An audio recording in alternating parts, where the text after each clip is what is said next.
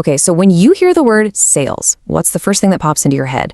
For a lot of us, it's probably some pushy, fast-talking character from a movie, right? But that whole stereotype, it's an ancient relic. Today, we're diving into this awesome idea from Daniel Pink that persuasion has totally changed, and there's a new, way more human approach that's pretty much essential for, well, for everyone. So if you look at the official numbers, they'll tell you that about 1 in every 9 people in the US has a traditional sales job. Their title literally has sales in it. And yeah, that's a huge part of the economy, for sure. But here's the thing. That number, it only tells a tiny, tiny part of the story. Because this is the idea that just changes everything. What if the real number is all of us?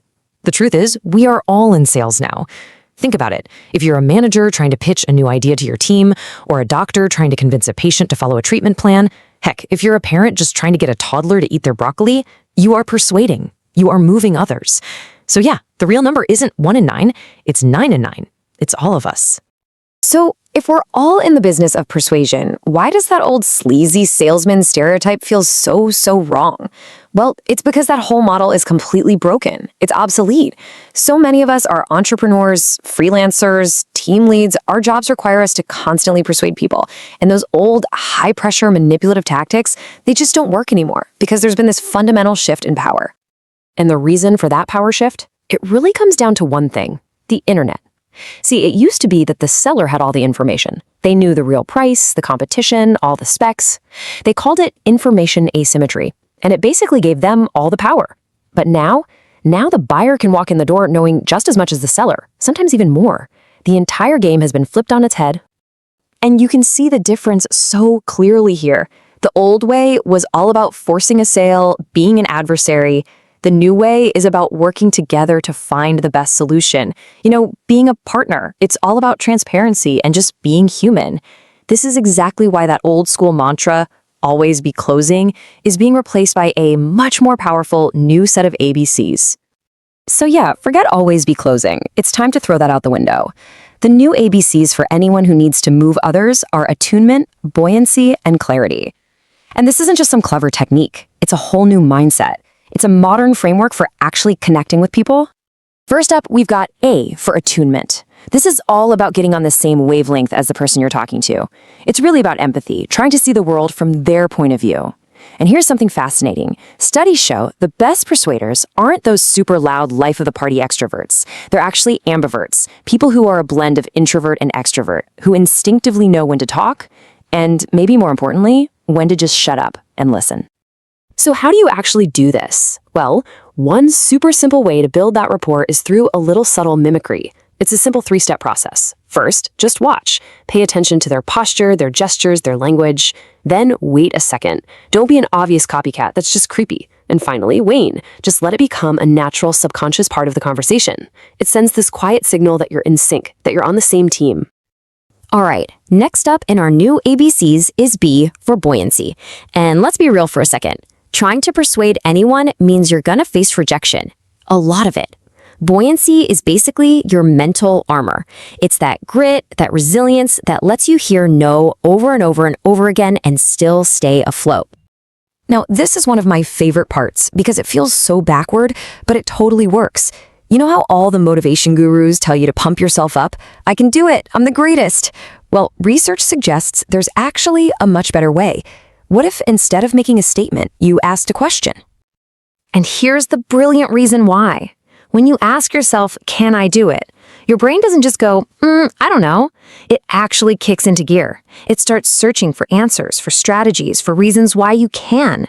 It sparks this genuine, autonomous motivation because you're solving the problem for yourself, not just blindly following some command you're shouting at yourself. Another huge piece of buoyancy is keeping your positivity in check. Research by a psychologist named Barbara Fredrickson found this wild thing she calls the positivity ratio. To be resilient and actually make progress, you need your positive emotions to outnumber the negative ones by at least 3-1. But there's a catch. If that ratio gets higher than 11-1, you might just be floating away into self-delusion. So there's a sweet spot. The secret is really how you talk to yourself after a setback. When you get rejected, don't let your brain spiral. Instead, you got to reframe it. Ask yourself 3 little questions. Is this permanent? No, of course not. It's just a temporary thing. Is this pervasive? No, it's about this one specific situation, not my whole life. And is this personal? Probably not. There were likely a ton of external factors involved. This keeps you from falling into that victim trap and helps you bounce right back. And that brings us to the final letter in our new ABCs, C, for clarity. In a world where we are drowning in information, having more of it is not an advantage. The real superpower is clarity. It's the ability to sift through all that noise and find the actual problem that needs to be solved. Here is a perfect example of that. We all say it, right? I just don't have enough time. So we try to solve that by working harder, faster, longer. But so often, that's the wrong problem. The real problem might just be that we're trying to do way too much stuff. Clarity is all about finding that hidden core issue, because that's where you can actually make a real difference. Okay, so we've got the mindset down: attunement, buoyancy, and clarity. Now, let's get practical. Let's stock up our toolkit with some actual skills you can start using, like today, to put that mindset into action. First things first, we need to completely reframe what a pitch even is. The old elevator pitch trying to close a deal in 30 seconds, that's over. It's dead. A modern pitch isn't a monologue where you just talk at someone. It's an invitation.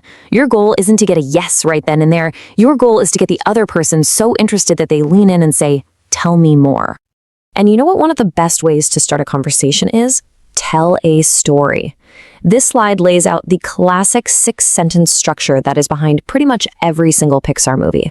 Once upon a time, and every day, until one day.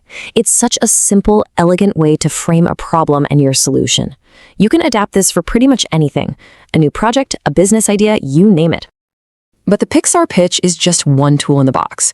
There's a whole new generation of pitches to replace that clunky old elevator pitch. You've got the one-word pitch. Think about when Obama ran for president. His was hope. The question pitch gets your audience thinking for themselves. Even a simple rhyming pitch makes an idea stickier in our brains. Each one is designed for the short attention span world we actually live in. Look, persuasion is almost never a straight line. It's a dynamic, unpredictable conversation. And it turns out the rules of improv comedy are a perfect guide for this. Rule 1, actually hear the offer. Listen deeply to what the other person is saying.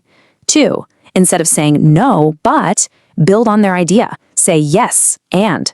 And rule 3, make your partner look good. If you focus on making them successful, you'll both end up winning. Okay, so we've talked about the mindset and the tools, but there's one final, really profound idea that holds this all together. This, right here, is the real secret that separates modern persuasion from that old, sleazy sales model. And this is the most important shift you can make. It's about changing your focus completely. Stop thinking about what you get out of it, the sale, the win, the promotion. Instead, put all of your focus on them. Genuinely think about how their life or their business or even just their day will be better because of what you have to offer. And you know what? This isn't just some feel-good, fluffy advice. It's incredibly effective. When your true motivation is to serve someone, it changes everything. Your attunement becomes more genuine. Your buoyancy is stronger because it's tied to a bigger purpose. And your clarity is laser-focused on their problems. It makes persuasion feel less like a transaction and more like an act of service. And that's really what it all comes down to. The old way of selling is dead and gone. The new way is human, it's honest, and it's ultimately about helping people. So the only question left to ask yourself isn't, what can I sell today, but a much better one. Who will I serve today?